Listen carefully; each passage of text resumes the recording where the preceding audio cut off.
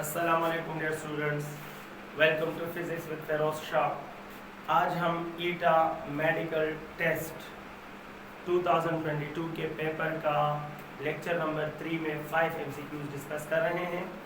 मैंने MCQs और options लिखे हैं, एक एक करके आपके साथ शेयर कर रहा हूं। जो पहला क्वेश्चन है आज का क्वेश्चन नंबर 26। इससे पहले दो लेक्चर्स में हमने 25 MCQs डिस्कस किए हैं। क्वेश्चन नंबर 26 है कि output current of half wave rectifier कैसा होता है। हाफ वेव रेक्टिफायर का आउटपुट सिग्नल कैसे होता है, तो याद रख के my students, half wave rectifier इसका इनपुट सिग्नल जो होता है वो ऐसे होता है, कभी क्लॉकवाइज कभी एंटी क्लॉकवाइज, कभी क्लॉकवाइज कभी एंटी क्लॉकवाइज। लेकिन हाफ वेव रेक्टिफायर का जो आउटपुट सिग्नल होता है वो फिर एक डायरेक्शन में होता है, क्लॉकवाइज होता है, एंटी क्लॉकवाइज मिसिंग, फिर क्लॉकवाइज होगा, फिर anti clockwise missing. So it means कि the output signal is unidirectional, it is unidirectional current. So the output signal of half wave rectifier is unidirectional and the correct option is option B. आपके पास option थे alternating current, तो भाई output अगर alternating होगा फिर तो ये सिरे से रेक्टिफायर ही नहीं होगा, तो ऑप्शन ए गलत है। ऑप्शन सी जीरो ऑलवेज, जिस रेक्टिफायर का करंट जीरो हो जाए वो रेक्टिफायर कैसे हो सकता है, वो तो सिरे से इलेक्ट्रिकल डिवाइस हम उसे यूज ही नहीं करते जो हमें आउटपुट नहीं देता, तो आउटपुट जीरो नामुमकिन है, ममनू है। और straight parallel to vertical axis, ये तो इंफिनिटी तक चला जाएगा और ये इम्पॉसिबल है कि कोई भी करंट वर्टिकल एक्सिस के साथ पैरेलल बढ़ता जाए बढ़ता जाए बढ़ता जाए। So unidirectional current is the correct option. Next question है हमारे पास, हाफ वेव रेक्टिफायर के बाद हमारा नेक्स्ट क्वेश्चन है question number 27, resistance of full wave rectifier is. ये क्वेश्चन में थोड़ा सा कंफ्यूजन है, वो मैं क्लियर कर देता हूँ। एक होता है हाफ वेव रेक्टिफायर, एक है हाफ वेव रेक्टिफायर और एक है full wave rectifier. Half wave rectifier और फुल वेव रेक्टिफायर में क्या फर्क है? Half wave rectifier and full wave rectifier में फर्क ये है कि इसमें अल्टरनेटिंग वोल्टेज के साथ सिर्फ एक डायोड आप लगाते हो, ये एक डायोड लगा होता है, जबकि फुल वेव रेक्टिफायर में अल्टरनेटिंग वोल्टेज के साथ आप दो डायोड लगाते हो। बाकी सर्किट ड्रा नहीं कर रहा हूँ, सिर्फ अपने मकसद का ऑप्शन आपको बता रहा हूँ। ये फुल वेव रेक्टिफायर, ये हाफ वेव रेक्टिफायर का बेसिक ऑपरेटिंग सर्किट है। माय डियर स्टूडेंट्स, ये क्वेश्चन में जो है थोड़ा सा काबिल एतराज फैक्टर है, वो ये है कि इन्होंने ये पूछा है फुल वेव रेक्टिफायर का जो रेजिस्टेंस है, ये रेजिस्टेंस हाफ वेव रेक्टिफायर के रेजिस्टेंस के मुकाबले में कितना होगा, यानी ये इससे ज्यादा होगा या ये इससे कम होगा या ये इसके इक्वल होगा या ये इसके मुकाबले में नेग्लिजिबल होगा। ऑप्शन ए है कि कम होगा, ऑप्शन बी है कि हाफ वेव का फुल वेव रेक्टिफायर का रेजिस्टेंस हाफ वेव से कम होगा, पहला ऑप्शन। दूसरे में है कि ज्यादा होगा, तीसरे में है इक्वल होगा, फोर्थ में है नेग्लिजिबल होगा। सो मेरा एतराज ये है या जो पॉइंट है जो मैंने कहा कि रिलायबल नहीं है, वो ये है कि जनाब it depends upon the quality of diodes. अगर मैं ये पुअर क्वालिटी, पुअरेस्ट क्वालिटी का डायोड इस्तेमाल करूँ, चाहे एक ही क्यों ना हो, और मैं माय डियर स्टूडेंट ये बेस्ट डायोड इस्तेमाल करूं तो चाहे दो ही क्यों ना हो, मैं इनका रेजिस्टेंस नेट इससे कम कर सकता हूं। दूसरी बात ये है कि बेशक फुल वेव रेक्टिफायर में दो डायोड्स लगे होते हैं, लेकिन दो डायोड्स बयाक वक्त इस्तेमाल नहीं होते। हाफ साइकिल में एक इस्तेमाल होता है, हाफ साइकिल में दूसरा इस्तेमाल होता है। यही वजह है कि ये भी one diode at a time काम कर रहा होता है। एनीहाउ वो भी रिमूव कर दें, इमेजिन ना करें कि चलो वन डायोड काम करते हैं टू, लेकिन it depends upon the quality of diode. अगर हम फुल वेव रेक्टिफायर में बेस्ट डायोड इस्तेमाल करें और हाफ वेव रेक्टिफायर में पूरा डायोड इस्तेमाल करें, so we can equalise the resistance, we can make the resistance of half wave rectifier greater than that of full, we can make the resistance of half wave rectifier less than that of full wave rectifier। but अगर option में होता all possible तो I will prefer कि all possible, because it depends upon the quality of diode used। यहाँ पर all possible नहीं है, तो फिर आप किस को फोकस दोगे, कौन से ऑप्शन को प्रायोरिटी दोगे? फिर नंबर ऑफ डायोड मैटर्स। फिर आप कहोगे कि चूंकि यहाँ सिर्फ एक डायोड लगा है और यहाँ 2 डायोड्स लगे हैं, तो 2 डायोड्स का रेजिस्टेंस एक डायोड के रेजिस्टेंस से ज्यादा होता है। So you have to decide that the resistance of full wave rectifier because of 2 diodes is greater than the resistance of half wave rectifier because of one diode. So अब हमारा option जो होगा मजबूरन क्या होगा, more than half wave rectifier, इसका resistance half wave rectifier से ज्यादा होगा। लेकिन मैंने कहा it depends upon the quality of diode use के, कौन सा डायोड किस नेचर का, किस साइज का, किस डिप्लीशन रीजन का, किस पोटेंशियल बैरियर का, किस मटेरियल का, कितने डोपिंग वाला डायोड आप यूज कर रहे हो और नहीं, यहाँ डोपिंग ज्यादा, यहाँ डोपिंग कम वगैरह सब बातें हैं। लेकिन if all are possible so we can adjust, but if all possible का ऑप्शन ना हो then you have to prefer that the resistance of full wave rectifier is greater than the resistance of half because इसमें 2 diodes हैं और इसमें एक है। Next question है हमारे पास क्वेश्चन नंबर 28। यहाँ पर मैं क्वेश्चन नंबर 28 का डिस्कशन अब करूंगा।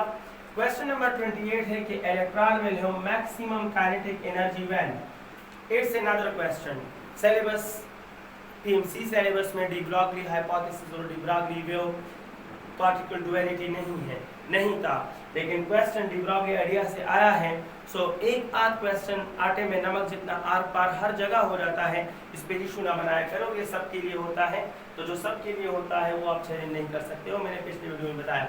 Anyhow electron will have maximum kinetic energy when, तो जनाब सिंपल सी बात है, डी ब्रॉगली आइडिया के मुताबिक ये बात याद रखें कि द वेवलेंथ ऑफ पार्टिकल, जो पार्टिकल का वेवलेंथ है that is inversely proportional to the root of kinetic energy, kinetic energy के रूट के साथ inversely proportional है। wavelength of moving particle is inversely to the root of kinetic energy. So my dear student, इन्होंने question किया है कि अगर electron की काइनेटिक एनर्जी मैक्सिमम होगी तो कब होगी, तो मैक्सिमम काइनेटिक एनर्जी के लिए वेवलेंथ क्या होना चाहिए, मिनिमम या शॉर्टेस्ट वेवलेंथ या minimum wavelength. So when electrons kinetic energy is maximum, so it will possess low wavelength. इसका wavelength क्या होगा, सॉरी लॉन्ग वेवलेंथ यहाँ लिखा है, लो नहीं लिखा, लॉन्ग वेवलेंथ है तो लॉन्ग गलत है, मैक्सिमम नहीं आएगा, मिनिमम आएगा, short. The correct option is short wavelength. अगर kinetic energy of moving electron ज्यादा है तो उसका वेवलेंथ कम से कम होगा, जितनी काइनेटिक एनर्जी एक्सीड होगी इतना ही वेवलेंथ कम होता जाएगा। डी ब्रॉगली आइडिया है। नेक्स्ट क्वेश्चन है आज की वीडियो का क्वेश्चन नंबर 29, टेस्ट का क्वेश्चन नंबर 29 का इधर एक्सप्लेनेशन ये है कि when AC is converted to DC, अगर AC को हम DC में कन्वर्ट कर रहे हैं, प्रोसेस का नाम क्या है, आई थिंक आप सबको पता होगा। मैं ऑप्शन पे थोड़ा बात करना चाहता हूँ। ऑप्शंस में है मैग्निफिकेशन, और ये टेस्ट इंटरेस्टिंग बात ये है कि हमने QCA के संडे टेस्ट में ये बिल्कुल परफेक्ट यही क्वेश्चन हमने 1-2 बार QCA के टेस्ट में शामिल किया था। मैग्निफिकेशन जो है, मैग्निफिकेशन क्या है, इसका मतलब आपको पता होना चाहिए। एम्प्लीफिकेशन का मतलब क्या है, ऑप्शन बताऊंगा लेकिन इनका मतलब बताकर, और रेक्टिफिकेशन का मतलब क्या है, और नेक्स्ट है हमारे पास रिजोल्यूशन। तो माय डियर स्टूडेंट्स, इन प्रोसेसेस के मेन आइडिया आपके जहन में होने चाहिए। मैग्निफिकेशन का मतलब होता है enlargement of size, enlargement of size of image on retina। हम किसी ऑब्जेक्ट को देखते हैं और उस ऑब्जेक्ट का इमेज हमारे रेटिना पर बड़ा हो रहा है, the process is called magnification, या it is the comparison of size of image and size of object. Matric में था ये। और एम्प्लीफिकेशन क्या है, it represents the increase in intensity, ये इंटेंसिटी में इंक्रीज को रिप्रेजेंट करता है। रेक्टिफिकेशन क्या है, it represents the conversion of AC to DC, AC को DC में कन्वर्ट करने का प्रोसेस है। और रिजोल्यूशन क्या है, ये वेक्टर को कंपोनेंट्स में बदलना, ये है वेक्टर को कंपोनेंट्स में बदलना, कंपोनेंट्स में बदलना, ये हमारे पास प्रोसेस है रिजोल्यूशन। सो अब बताएं क्वेश्चन में क्या है। अगर क्वेश्चन में होता that we are converting a vector into its components, फिर मैं रिजोल्यूशन लेता। अगर क्वेश्चन में होता that we are comparing the size of image and size of object, फिर magnification होता. अगर question में होता that we are increasing the intensity of light या current वगैरह वगैरह, so it will be amplification. लेकिन question में है कि AC is converted to DC, लिहाजा the correct option is कि कौन सा ऑप्शन ठीक होगा? The correct option is option C. Rectification जो है वो बेस्ट ऑप्शन है. ये क्वेश्चन कई बार संडे टेस्ट में हमारे आ चुका था, ये भी और इससे पहले भी. नेक्स्ट हमारे पास है जनाब क्वेश्चन नंबर 30. ये आज का ये लास्ट क्वेश्चन, फिर नेक्स्ट वीडियो में मजीद 5 MCQs आपके साथ शेयर करूंगा. क्वेश्चन नंबर 30 क्या है? इन pair inhalation, it's another question जो कि सिलेबस से ताल्लुक नहीं रखता. पार्टिकल नेचर ऑफ फोटॉन दिया है PMC सिलेबस में, लेकिन पेयर इनहेलेशन उसमें नहीं आता. बट एक आध क्वेश्चन आया है और सबके लिए आया है, सो वंस अगेन जो सबके लिए है वो मैटर नहीं करता. In pair annihilation two gamma are photons created in opposite direction not in same direction. Why?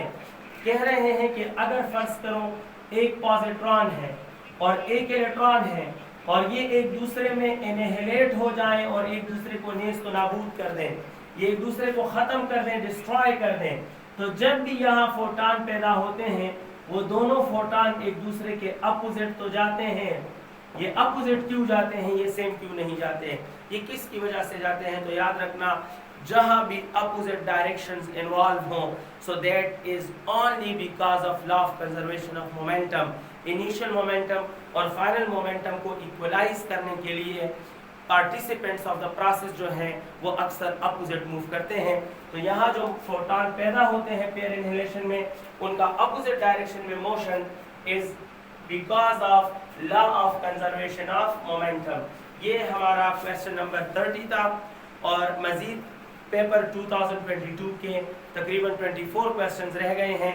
मैं छोटे छोटे वीडियो इसलिए बना रहा हूँ क्योंकि मुझे कुछ स्टूडेंट ने टेक्स्ट किया कि सर कम MCQs डिस्कस करें ताकि वो इजीली हम देख सकें. So that's why 5 MCQs discuss करने लगा हूँ. अपना ख्याल रखिएगा. Wish you all the best. अल्लाह हाफिज़.